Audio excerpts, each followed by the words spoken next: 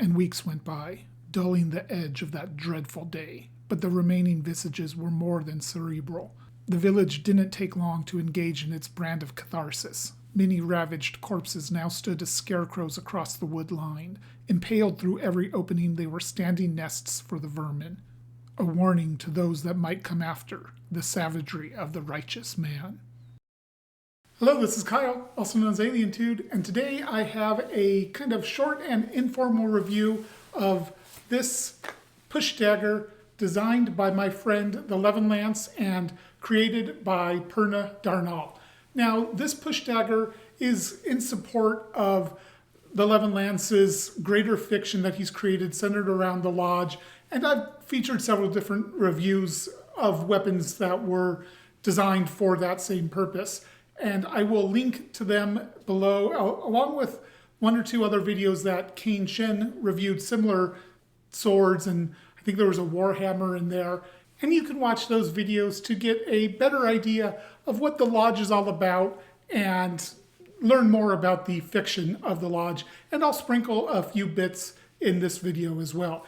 Incidentally, that open is a quote from Lord Reynald after reflecting on the battle for Gloom's Hill. So let's take a look at this push dagger. It is, like I said, crafted by Purna Darnal. That's kind of the Levin Lance's personal armor, if you will. He branches out to a few others, but he does a lot of work with Purna. And it is really shown in both his designs evolving and in Purna's skills evolving as well. So it comes with a scabbard, pretty basic. It is wood core with a leather wrap. There's a shape here with a little bit of etching or engraving, something like that, inlay of brass of one of the Lodge's symbols. And it's simple enough. It works pretty well. If I put it in, it's not coming out at all. So it's a secure scabbard, and it's got a belt loop on here. You could also, like I had it originally, I just had it tucked into my jacket pocket. But if you had like a belt or a harness or something up here, you could get it attached even better than this. But I don't have that on right now. So I'm taking a look at the different features of the dagger. Let's start with the grip. This is a twisted piece of wood, kind of like in the Rithen style. This was a brain fart on my part. This is buffalo horn, not wood. It is peened to the tang, and there's a little brass washer there as well. This is about the only part of the dagger that I find uncomfortable. When I'm gripping it like this, the washer kind of rests right in this fat part of my palm, and when I impact, it kind of rubs against the palm a little bit uncomfortably. Not a lot, but it is there, it is noticeable. And since I'm talking about a minor hotspot on this, I figured I should point out that it does not have the same problem as this other push dagger that I reviewed from the Levin Lance with the stem right here, if that's what you want to call it.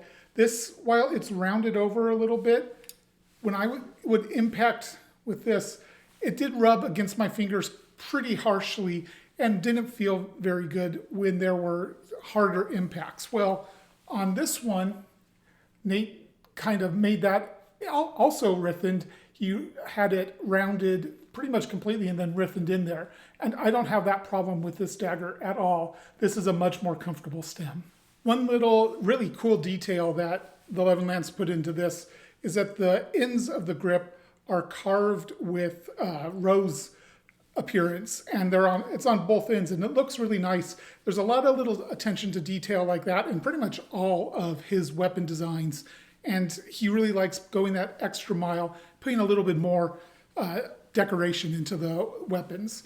There's also another brass washer right here into that stem I talked about, and then the blade has kind of a ricasso section with a cross inlaid in brass, and then kind of a mini gladius blade shape.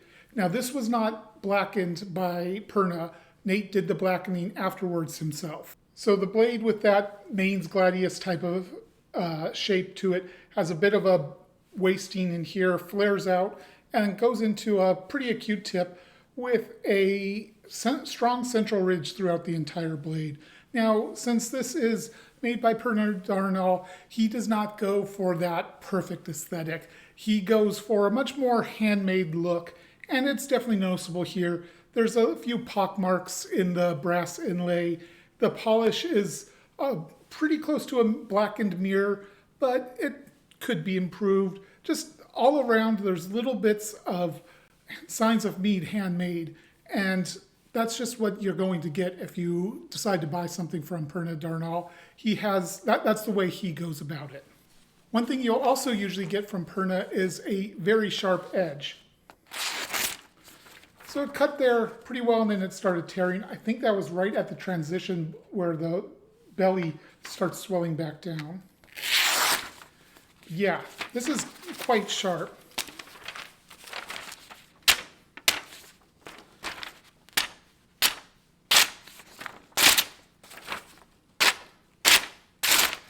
I'm not really good at doing that kind of test with blades, but the fact that it starts cuts like that when I'm just not good at it shows it's a very sharp blade. And honestly, it's not a slashing weapon. You know, if you can cut with it, but it's rather awkward to do so.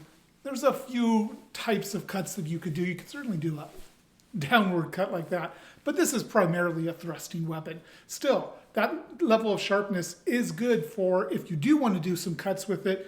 You're going to want it pretty sharp so that it'll be effective. Now, in the lore of the Lodge, this would have been pretty much a self-defense weapon that a seeker could take into town to make sure that they're never fully unarmed. You could wear it on the belt or, like I said, tucked away behind the jacket, and it would be very easy to conceal and still have a lethal weapon on hand at all times, something that the Seekers would very much appreciate. However, this dagger also saw use in, like I mentioned before, the Battle of Gloom's Hill, where the Seekers and Lord Reynald were helping defend the town of Gloom's Hill from a horde of beasts, including the first sighting of the boar beast hybrids, which were shock infantry troops. Now, the cultists of Butcher Forest had been leading brutal raids on the village of Gloom's Hill before Lord Reynald was allowed to investigate. And when he did, he led the counter-assault and was so effective and so brutal against the beasts that he was given the name the Ashen Rose. And this dagger played a part in that battle. Lord Reynald, so impressed by the effectiveness of this dagger, gave it the name the Sitgmata for its bloodletting abilities. So let's talk about how effective it is. Now keep in mind, I am complete novice when it comes to punching form. I have a vague idea of the correct way to go about it, but I am not a boxer. I am not practiced in this at all. As much of a novice as I am with cutting with swords, I am even more so punching with punch daggers. So keep that in mind. This is mostly just for fun, you know. I wanted to see how it works, and let's see how it goes. So it penetrates very, very well and easily punctures into targets and doesn't really add much weight to your kit. You know, it's not even 1 pound, it's 11.5 ounces. That's just the dagger itself. In the scabbard, it's probably getting closer, right around a pound.